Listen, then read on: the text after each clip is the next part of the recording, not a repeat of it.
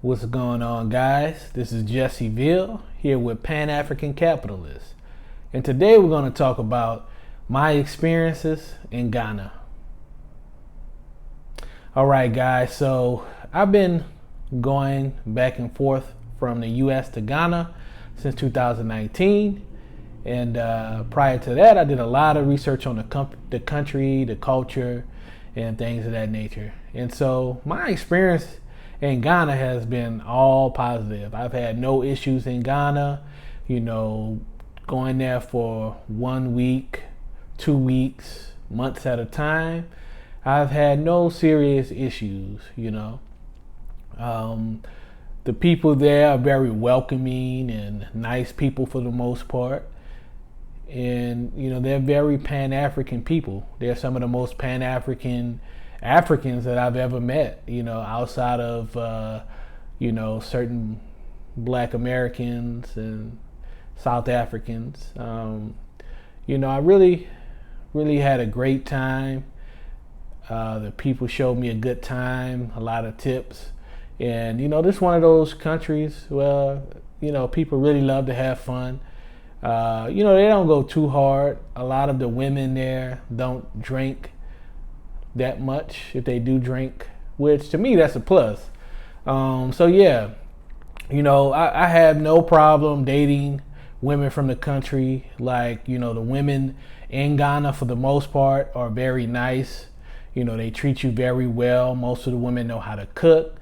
Most of the women are traditional or conservative. I don't really like to use the term conservative because that could have a lot of different meanings depending on the country, but I'll just say that a lot of these women are more traditional than women in the West. So United States, UK, and certain countries in Europe, even certain Latin American countries. The women here are very nice.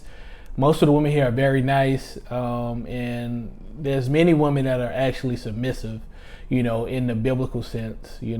Like they expect you to be the head of the household. They expect you to be the leader of the household, and they pretty much do whatever you say within reason. No questions asked. They do have their opinions on things, and they will give their opinions if you ask them for their opinions. Everything is not all just one-sided, right? So what I mean by that is, this may not be every woman in Ghana, right?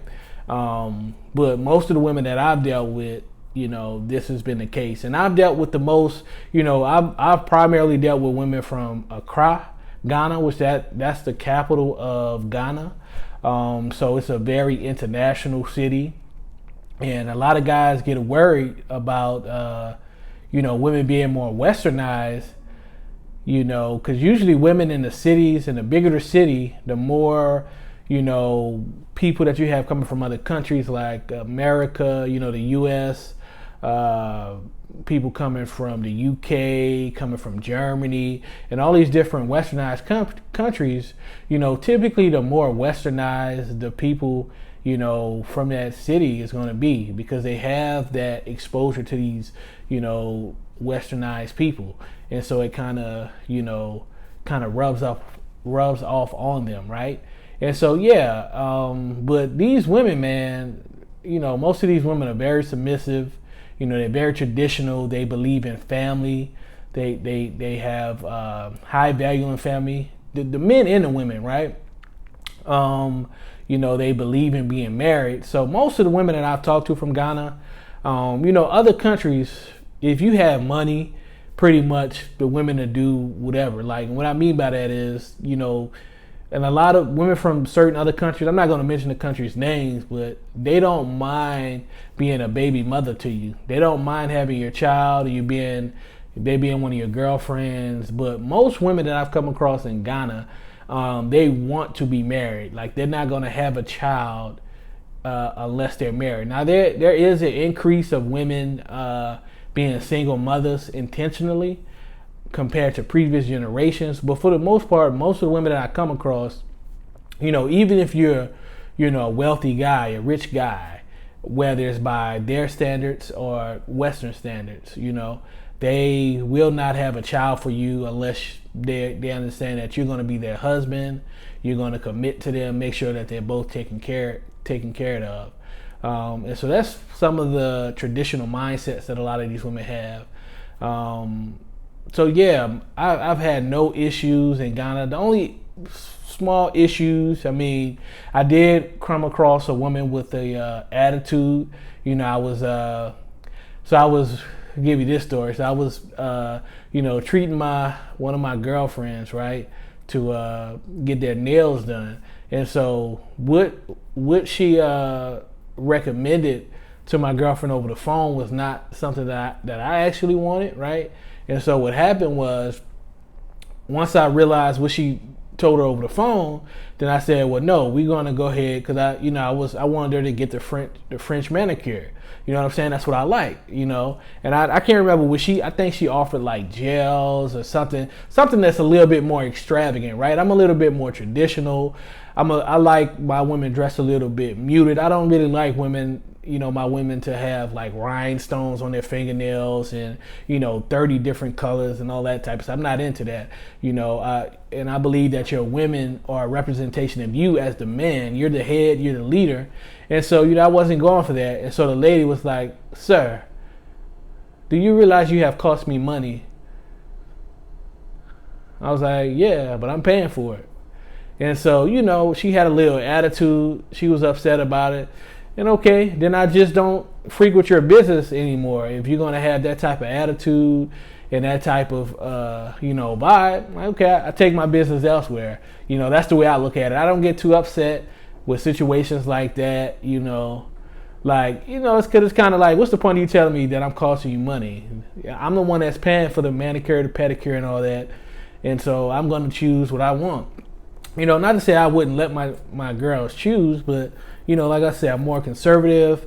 A lot of times, some of these women, they don't really have an idea what they want because they're not used to doing a certain stuff. I mean, a lot of women in Ghana, they do get their nails done, their hair done, but some women don't. Some women aren't used to, getting their nails done, every week. A lot of times they may do it for themselves. And this is not just Ghana. This is in other, countries where the income is lower than like first world countries, right? So that's, countries that are considered emerging frontier markets and things of that nature. So they may not be used, if they're not used to getting their nails done every 2 weeks, they may not have an idea like, okay, I want this or I want that, They would just get a recommendation from you or from the people at the salon. And so I already knew exactly what I wanted. And so another case, listen, this happens all around the world, right? This is not specific to Ghana. So price gouging, right? So you have, I'm from New Orleans, right? Even in my city, if you go on Bourbon Street, the businesses and the local hustlers are going to charge you way more than they would charge you in a regular part of the city, right? So, I did have one of my first times going to Ghana, a taxi driver that charged me triple of what they would charge on the Uber app, right? And so I went ahead, it's my first time coming. So I'm like, let me go ahead and just use a taxi. When you come out the airport, they come, to you trying to grab your luggage, let me take you here, let me take you to your hotel, blah, blah, blah, blah. And so I let the guy take my stuff. And I think he charged me like 150 cedis. So it was more than double, it was more than triple. So basically, he charged me 150 cedis. The guy, he wasn't following the map to the address. He was going around asking people directions and all this type of stuff. Little slick hustler stuff, right? And by the time we finally got to my destination, the guy charged me 150 Ghana cedis, which is not that much to us, but I want to play local price. I'm the type of guy, I pay local prices for whatever I'm doing. I don't believe in paying double, triple, quadruple, and more because I'm a Westerner, because I have a little bit more money. No, I want to pay what everyone else is paying, unless it's something that I really, really want and I want to outbid somebody. I'm paying the same price. Just because I'm making more money doesn't mean that I'm not going to use a coupon ordering pizza. for $20 off, $10 off, $5 off. No, I want to be able to use those discounts, those coupons, and those promotions as well. I want to pay what everybody else is paying. I don't want to pay any more. So anyway, the guy charged me 150 Ghana cedis, and I looked on the Uber app and I put from the airport, the destination from the airport to the to my destination, and saw that the Uber app was only charging 37 Ghana cedis. So yeah, man, it was a learning experience. I don't do anything too much.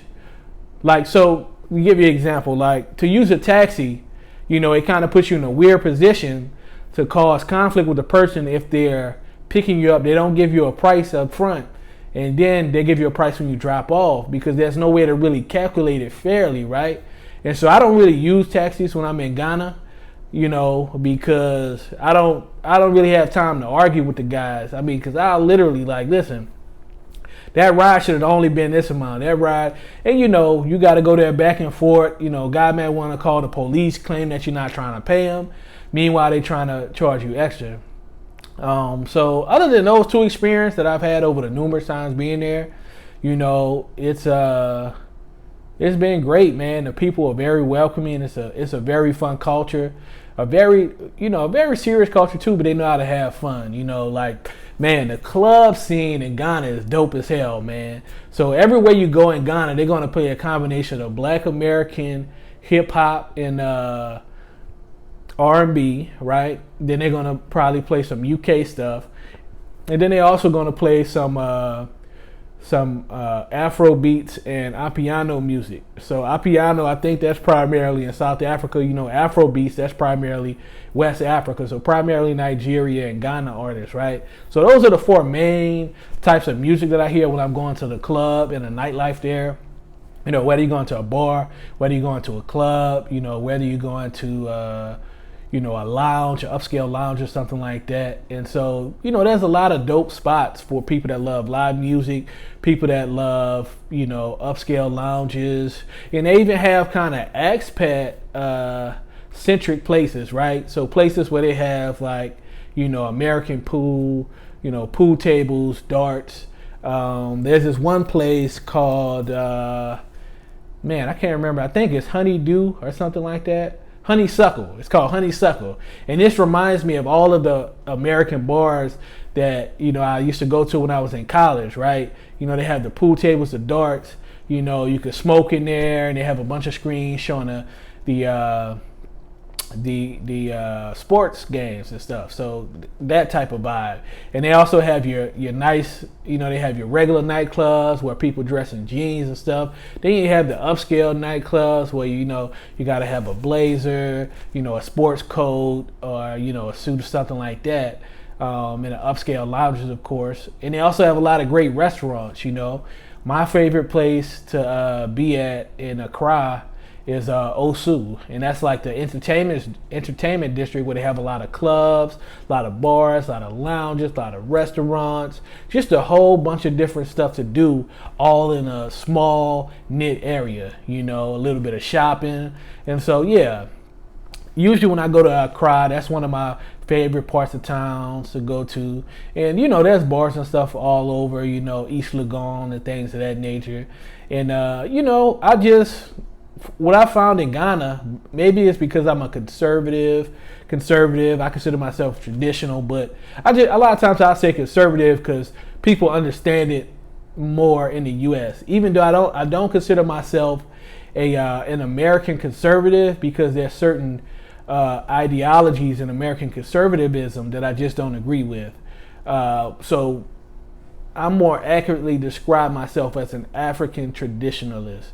Right. So yeah, maybe because I'm more traditional, I had no problem blending in with the people in Ghana.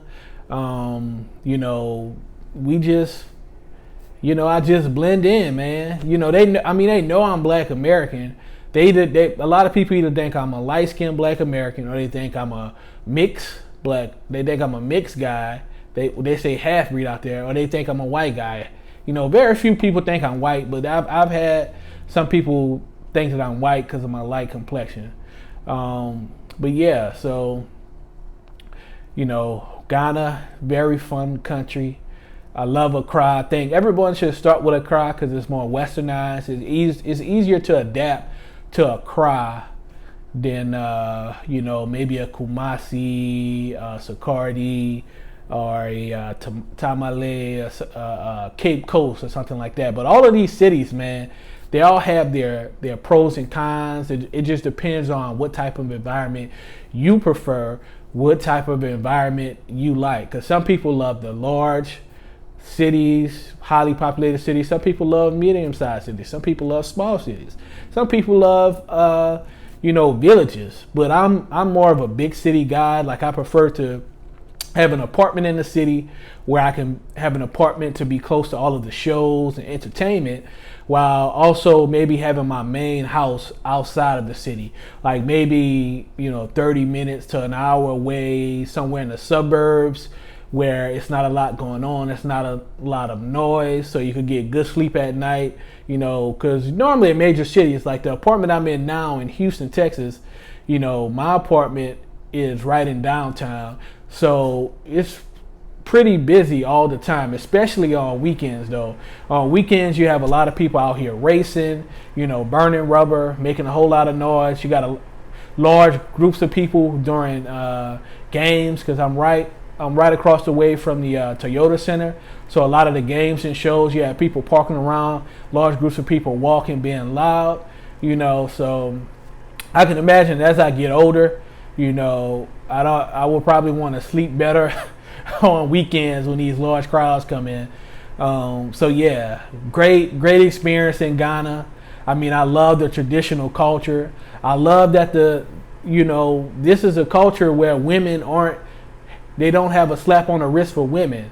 You know, women are treated equally in a lot of respects. You know, the men are still considered the heads of the society, like the head of the household, you know, and the predominant leaders. But you have women in politics. You know, you have a lot of women in the workforce here because, you know, at one point in the culture, you know, more women were working in the markets and things of that nature during colonialism.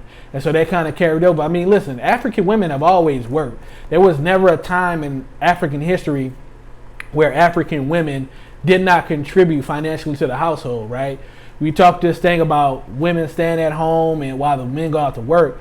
I mean, that's always been a westernized thing. And it's only ever been possible for women who were of a certain class. If you was a working class woman, you always work. Look at Downton Abbey. You know, it's a show about, you know, England during the time where, you know, you had all these wealthy people, you know, with these extravagant, you know, 20+ room houses.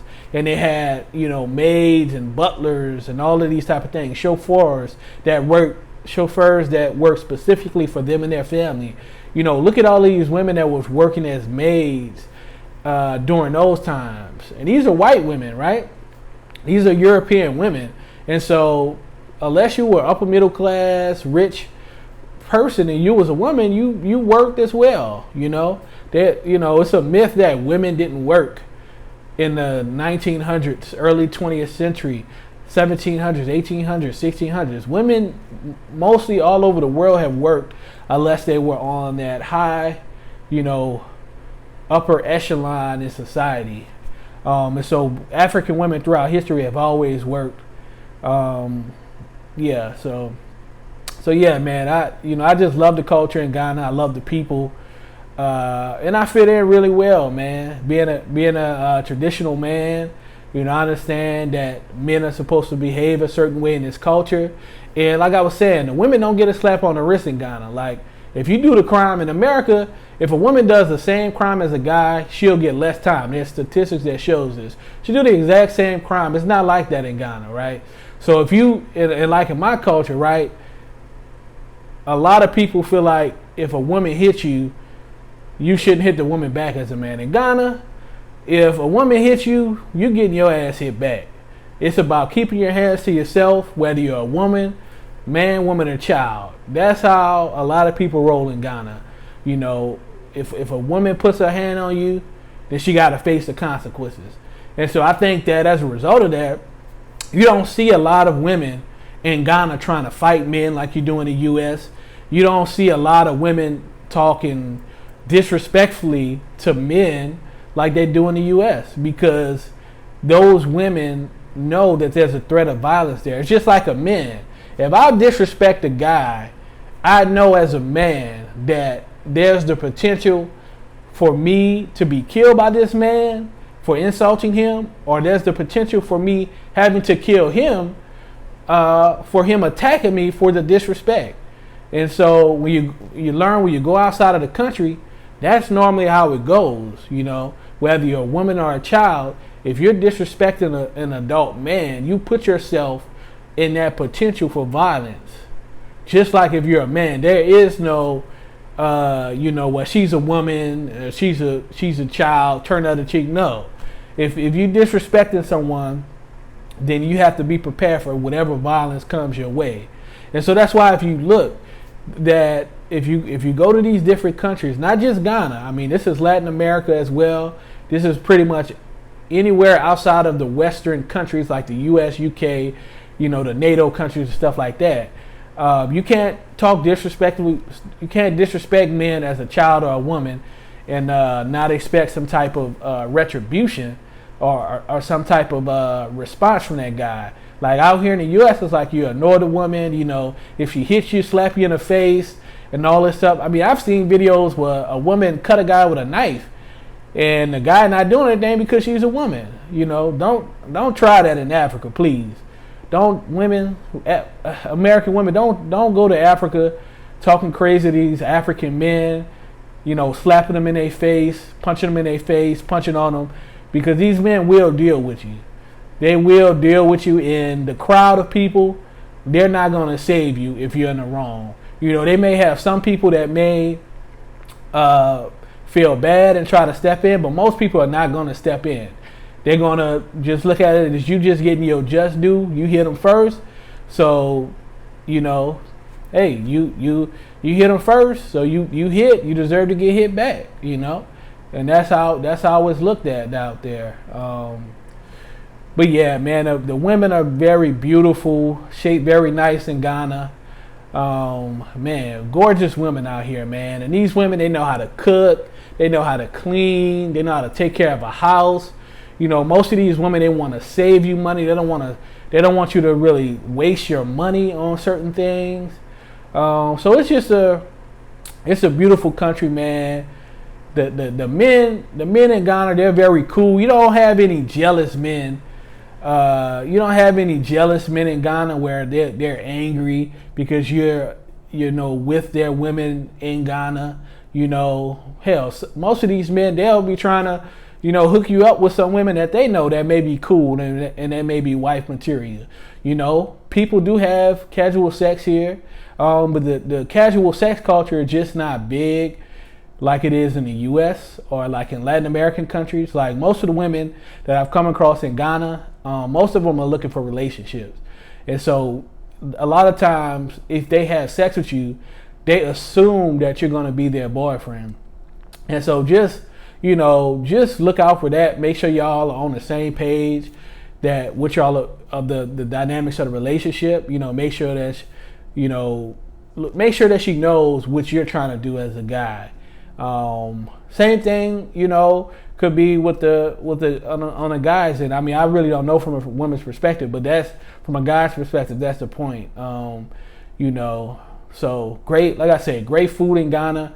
There's a whole lot of stuff to do as far as nightclubs, bars, lounges, nightlife scene is really dope out there, and it's a great country. I really had a great experience. I do have a lot of footage. I may start another channel just for that, but we'll see. So that's my experience in Ghana. That's all the good that I've experienced, the enjoyment I had, a lot of the pros that they have for being in Ghana, So again, it's Jesse Ville from, Pan-African Capitalist. I hope you guys enjoyed that video. Go ahead and hit the like, subscribe, and leave a comment. If you've been to Ghana, leave a comment. Let me know how your experience was, what you think about Ghana. Or if you haven't been, let me know what you think about the country just for what you've seen so far. All right, guys. Peace.